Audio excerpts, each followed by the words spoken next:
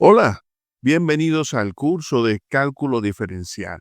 Soy Fabián Arenas y hoy vamos a explorar uno de los conceptos más fundamentales del cálculo matemático, el límite. Vamos a empezar con una historia antigua que nos invita a pensar en cómo podemos acercarnos a algo sin llegar nunca a alcanzarlo. Una paradoja es una afirmación o situación que parece contradecirse a sí misma o que desafía la intuición o la lógica común. Hablemos de la paradoja propuesta por el filósofo griego Zenón de Elea hace más de 2500 años. Imagina que Aquiles, el guerrero más rápido de Grecia, quiere recorrer una distancia de una ciudad a otra. Según Zenón, Aquiles nunca podrá llegar porque primero debe recorrer la mitad del trayecto, luego la mitad de lo que le resta, luego la mitad de lo que queda, y así sucesivamente, lo que implica completar un número infinito de tareas en un tiempo finito. Así, Aquiles siempre se acerca, pero jamás llega. Aquí entra en juego el límite. Con esto, Zenón parecía probar que el movimiento es imposible, o al menos que nuestra noción intuitiva del movimiento entra en conflicto con la lógica. Pero nosotros buscamos otra intención. Nosotros buscamos algo diferente.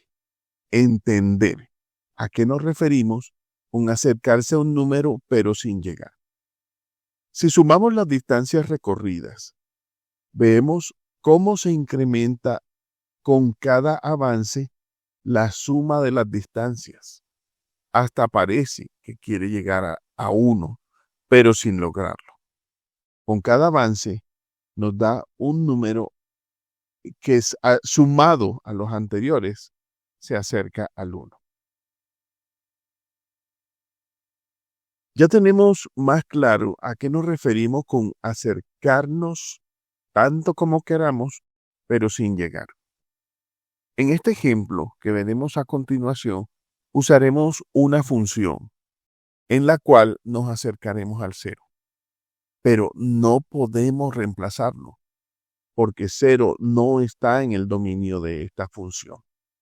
Como pueden ver, en el denominador hay una X, lo que dice que el dominio no incluye a el 0. Sin embargo, en este ejemplo, no hay asíntotas verticales.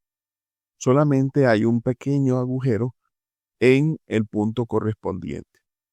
Vamos a ver la gráfica y también veremos cuáles son los valores que toman las coordenadas de dos puntos, uno que se acerca por la derecha y otro que se acerca por la izquierda.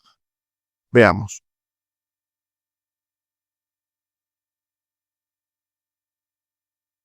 Noten ese movimiento. Los puntos se están acercando y vemos que el que se ve acá arriba, x1, y1, corresponde a la coordenada del punto de la izquierda. x2, y2 son las coordenadas del punto de la derecha. Cuando ellos están tratando de encontrarse, hay un agujero en el centro de la gráfica, porque en 0 no se puede reemplazar. Sin embargo, noten lo siguiente. Hablando del punto de la izquierda, y1 se está acercando a 1. Observen, estaba en 0,82, ahora sigue aumentando. Aquí vemos, sigue aumentando hasta acercarse casi a 1. Observemos el mismo fenómeno, pero en la segunda componente del punto que está a la derecha. Miremos, está bajando 1,4, 1,3, 1,2, 1,2 y vamos a acercarnos un poco más. Ahora las coordenadas son 1, 2, 1, 1 104, 103, 102. Entonces, nos da la impresión que las segundas componentes están acercándose uno por debajo, otro por arriba a el número 1. Como si ese debiera haber sido el valor que tomaba la función cuando x es 0. Pero aclaramos, no podríamos reemplazarlo por ese valor. A continuación, seguimos hablando de una noción, la noción intuitiva de cuál es el límite.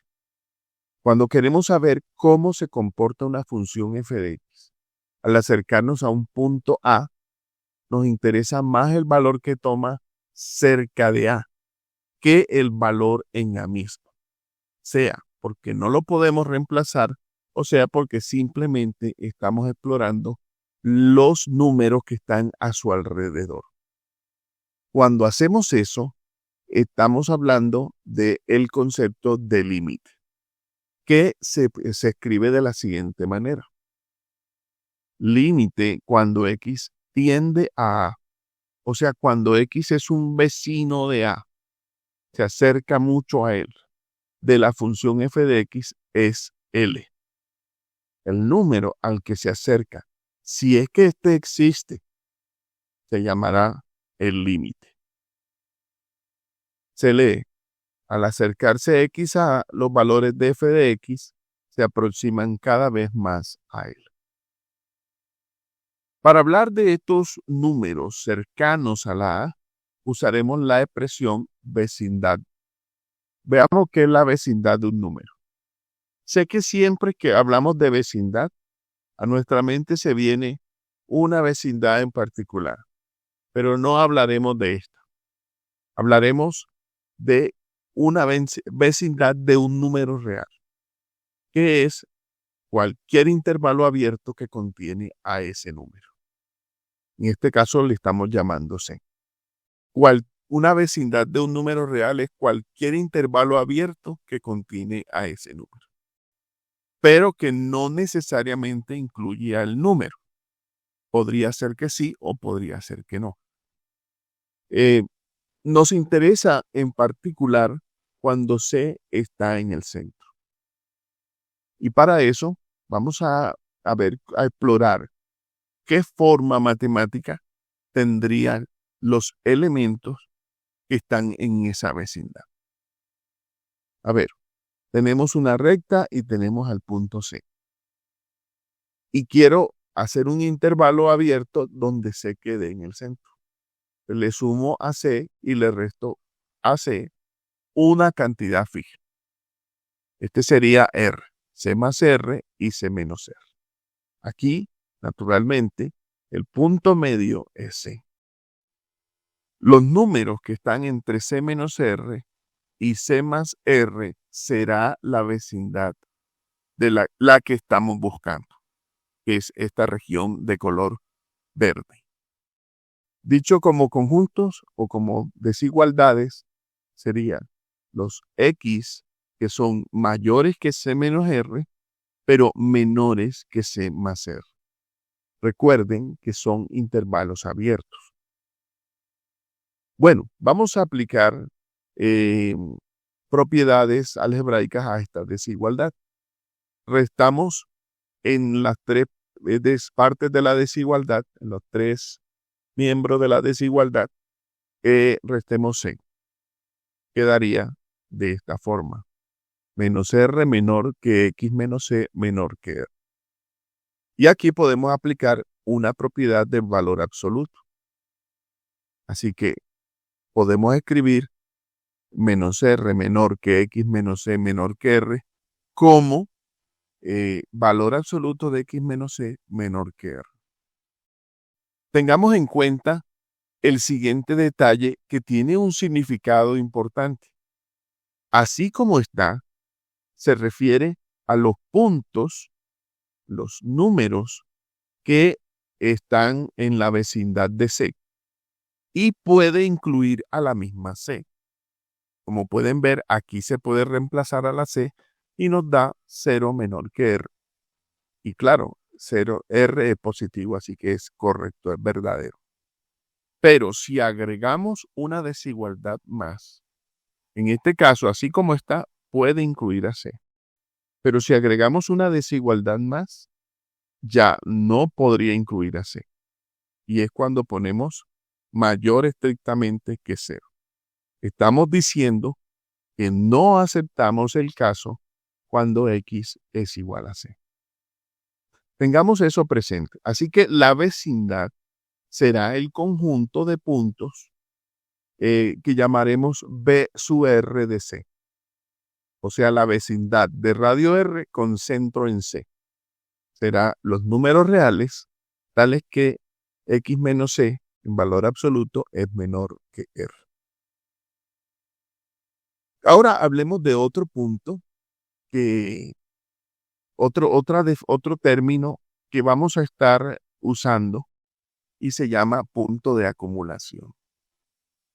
El punto de acumulación, en los ejemplos que hemos visto, por ejemplo, en el de la gráfica, era el 0, porque era allí hacia donde los puntos se acumulaban o se movían.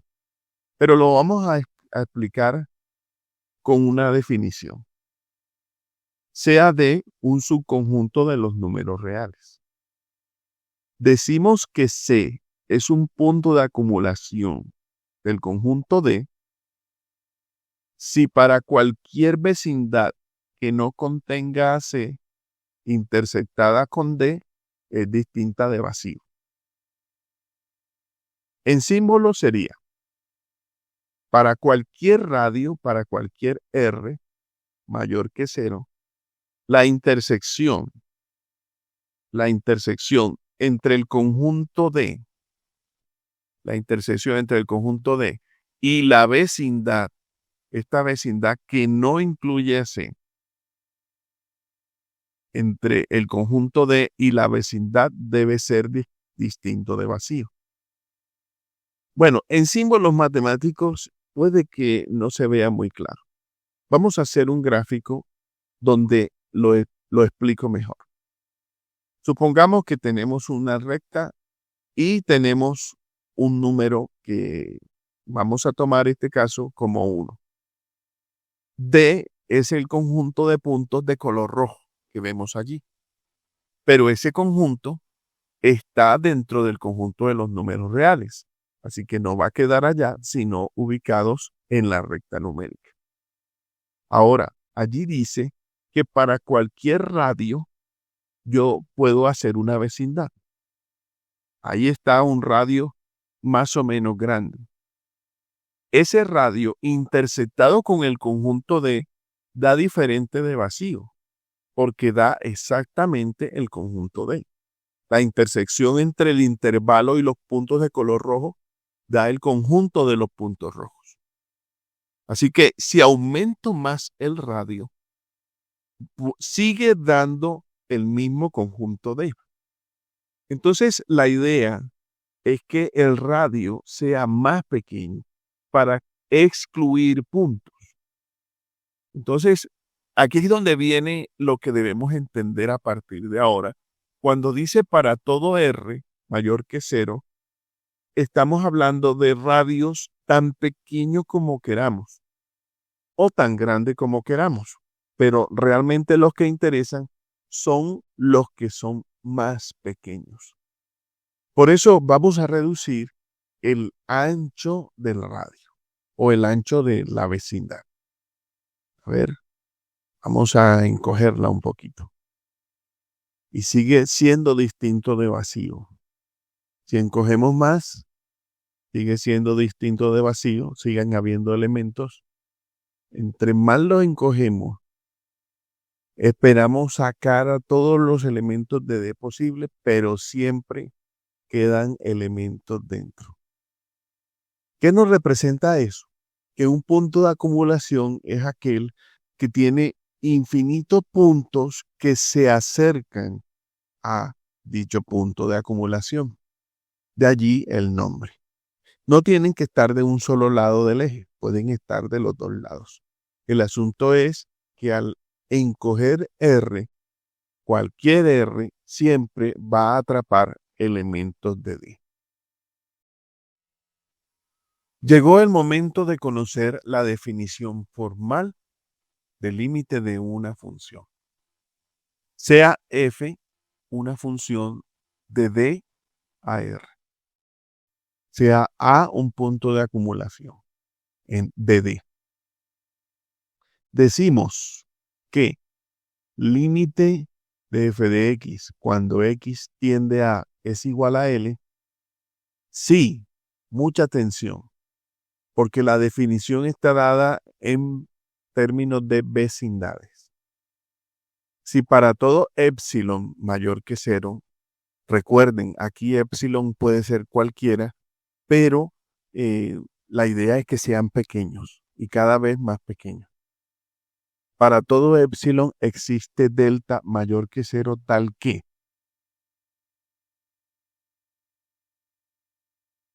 se ocurre esta implicación.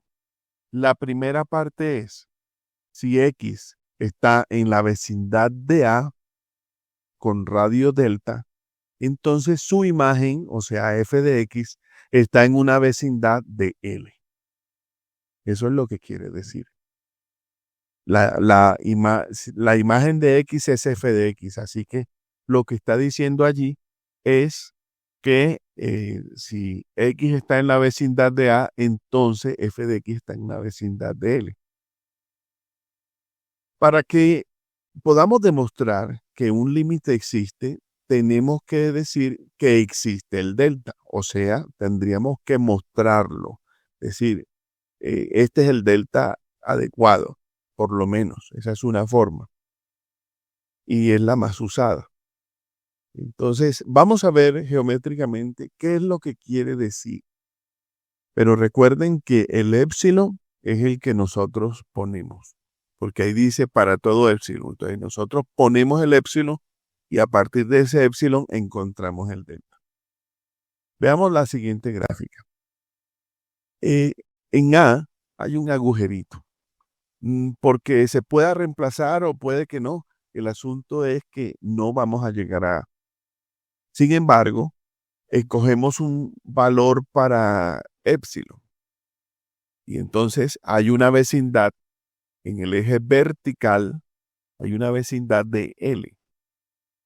Ahora, si un X para ese épsilon existe un delta, o sea, un radio en el eje X, de tal manera de que si en ese radio que vemos allí hay un elemento, su imagen cae en la vecindad de L. Incluso podríamos hacer que epsilon sea más pequeño. Lo cambiamos o lo cambiamos por uno más pequeño y todo elemento que esté en la vecindad de A va a quedar en una vecindad de L. Eso es lo que significa la definición. Bien. Vamos a hacer un ejemplo de cómo se demostraría usando la definición que un límite existe. Bueno, vamos a demostrar usando la definición de límite que el límite de 3x menos 1 cuando x tiende a 2 es 5. Recuerden, tenemos que encontrar, dado un épsilon cualquiera, un épsilon arbitrario, tenemos que encontrar quién es el delta. Y ese delta no debe depender de x, debe depender únicamente de épsilon. La parte que vamos a hacer en esta diapositiva es como un espacio creativo donde vamos a armar la demostración y en la siguiente ya la dejamos de manera formal. Esto es lo que tiene que hacer uno antes para poder saber cuál es el valor de delta. Esta parte le llamaremos espacio creativo. O como dicen algunos profesores, esta es la cocina donde se cocinan las ideas.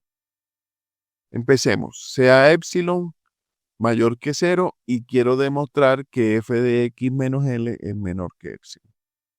Reemplazo f de x es 3x menos 1 menos la L, que es menos 5, menor que epsilon, y eso quedaría 3x menos 6.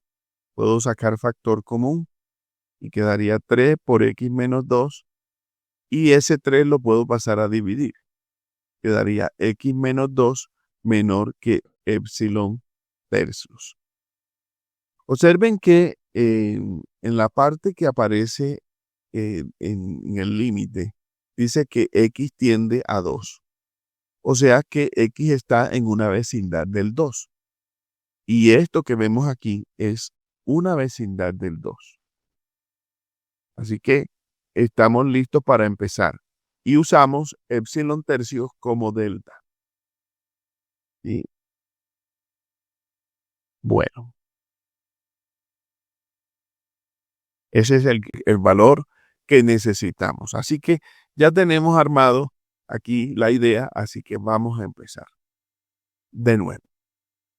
Demuestre que límite cuando x tiende a 2 de 3x menos 1 es 5.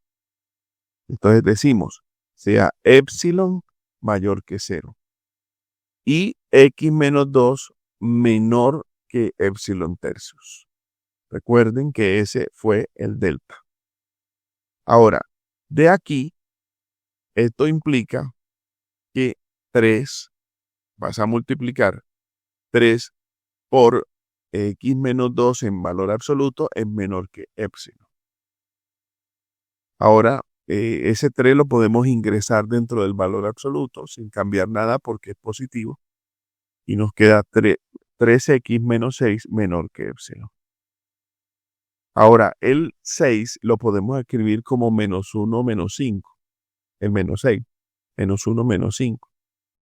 Menor que epsilon. Y esto sería f de x menos 5. Con eso hemos terminado. Noten que la definición dice que 1, el primero, que estar en la vecindad del 2, implica estar en la vecindad del 5. ¿Sí? El orden es este que está aquí. Así deben presentarse las pruebas. Veamos otro ejemplo un poquito más complejo. Demuestre que límite cuando x tiende a 2 de x a la 2 más x menos 1 es 5, usando la definición. Vamos a usar este espacio para armar nuestra demostración. Bueno, empecemos suponiendo que existe un epsilon mayor que 0 y que f de x menos L es menor que ese epsilon. F de x es x a la 2 más x menos 1. Entonces todo esto queda x a la 2 más x menos 1 menos 5 menor que epsilon, y esto es x a la 2 más x menos 6 menor que epsilon. Esto se puede factorizar x más por menos menos, entonces dos números que restados den 1 y multiplicados den 6. Son el 3 y el 2. Bueno, entonces nos va a quedar x más 3 y x menos 2. Esto lo podríamos escribir con valor absoluto. Bueno, notan un detalle. Hay un producto de dos cantidades. La segunda es la que es menor que delta. La segunda. La primera, x más 3, no lo esperábamos. No esperábamos que apareciera en ninguna parte, pero apareció. Entonces necesitamos que esa cantidad sea menor que un número positivo. Ese proceso de encontrar cuál es ese número se llama acotar o acotación de una cantidad. ¿Cómo se hace? Bueno, la que sí podemos acotar, porque sabemos que es menor que delta, es x menos 2. X menos 2, entonces escojamos un número. Este número no se escoge de manera al azar, sino que las cuentas nos den. ¿Qué tiene que dar? Vamos a mirar. Esta cantidad es menor que delta. Voy a llamarle delta sub 0 porque no va a ser el delta definitivo. Y tiene que ser una cantidad que me convenga para que cuando resuelva la desigualdad me quede una cantidad con sentido. Veamos, aquí me conviene delta 0 igual a 5. ¿Por qué? Porque esta cantidad de x menos 2 la puedo acotar con el 5. Ahora, aplicando propiedades del valor absoluto, esto es equivalente a dos desigualdades. Menos 5 menor que x menos 2 menor que 5. Ahora, para deshacerme del menos 2, sumo a cada lado 2. En las tres partes de la desigualdad, sumo el más 2. Así que esto va a quedar menos 3 menor que x menor que 7. O sea que como queremos que quede x más 3, ahora sumo 3 a cada lado. Entonces al sumar 3 me queda 0 menor que x más 3 menor que 10. Al escoger un delta que no sea 5, por ejemplo el 1, nos va a quedar una cantidad que no tiene sentido. Haz la prueba y te das cuenta que la desigualdad no nos va a dar sentido. Sin embargo, con el 5 quedó bien. Entonces podemos decir que como toda esa cantidad es mayor que 0, también es mayor que menos 10. Entonces ahora podemos aplicar una propiedad del valor absoluto, que es la misma que aplicamos en este paso, y en este paso de aquí.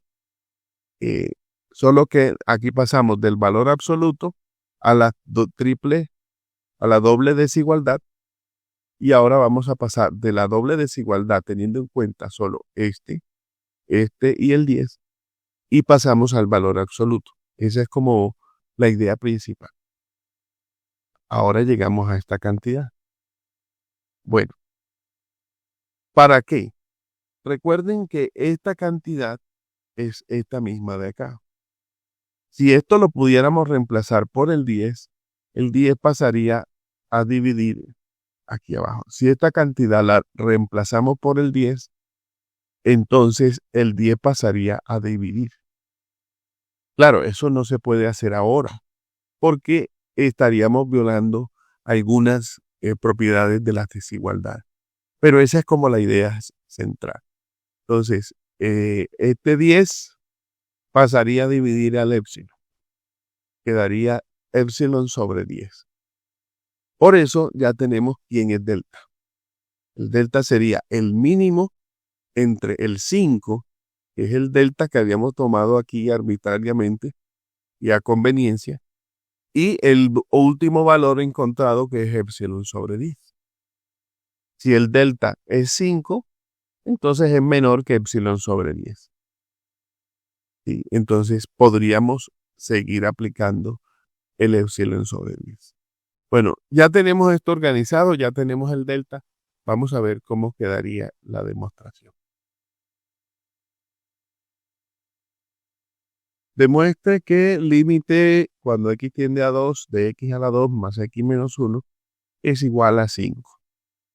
Bueno, ahora sí, formalmente sea épsilon mayor que 0 y delta igual al mínimo entre 5 y épsilon sobre 10.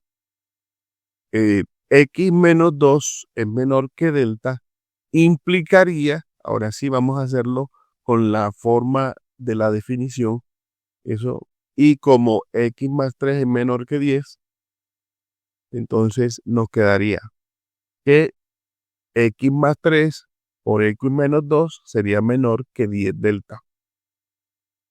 Y 10 delta, recuerden que delta es o 5 o épsilon sobre 10. Si es 5, entonces 5 es menor que épsilon sobre 10, porque es el mínimo. Entonces siempre podemos llegar a épsilon sobre 10. Al reemplazar, nos quedaría, primero, ese producto nos da, al multiplicarlo, x a la 2 más x menos 6. Y donde está delta podemos poner menor épsilon sobre 10. Por eso se utiliza mínimo, para que siempre podamos escoger el más grande.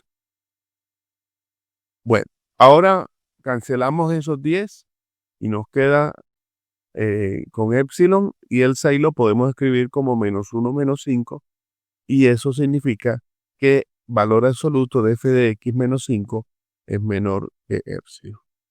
Como ven, hemos hecho esta demostración empezando desde esta parte y usando implicaciones hasta llegar a esta parte, que no se había hecho anteriormente. Muy bien. Ahora, ¿por qué se sigue enseñando límite con la definición? Esta pregunta es muy importante. ¿Sí? En algunos libros ya esto no aparece. En otros sí, en otros que son más formales. Pero ¿por qué es importante por lo menos conocer la definición? Bueno, porque eso le da un poco de rigor matemático. Elimina ambigüedades y garantiza pruebas precisas. Además, al saber cómo se hace, entendemos de dónde vienen los teoremas de matemáticas que son después las propiedades, pero que sabemos cómo se hacen, aunque no tengamos que usarla en la práctica. Le da generalidad, ¿sí? Nos dice que, bueno, sé hacer para una función, ya sé cómo se debería hacer para los demás. Claro está, no siempre es tan sencillo como vimos hoy en 2 ejemplos. No, uno es más sencillo que el otro. Y a medida que vamos complicando la función, es un poco más complejo. Pero se debería hacer de la misma forma. Entonces, esto nos dice que se puede hacer en general. Y nos da como base los teoremas fundamentales que vienen para continuidad, y las derivadas integrales se apoyan en esta precisión. ¿Sí? Quiero aclarar, el curso no está basado en este tipo de rigor, pero quería que estuviera en esta clase para que ustedes supieran de dónde salen los teoremas y las propiedades dónde se apoyan. Muy bien, con esto hemos hablado hoy de cuál es la noción del límite. Hemos visto la definición formal, hicimos algunos ejemplos, pero quiero aclarar, en lo que sigue usaremos un enfoque práctico donde se aplicarán los resultados obtenidos mediante la demostración. No es un curso de demostraciones, claro está. En la próxima clase veremos uno de esos resultados que conoceremos como propiedades de los límites.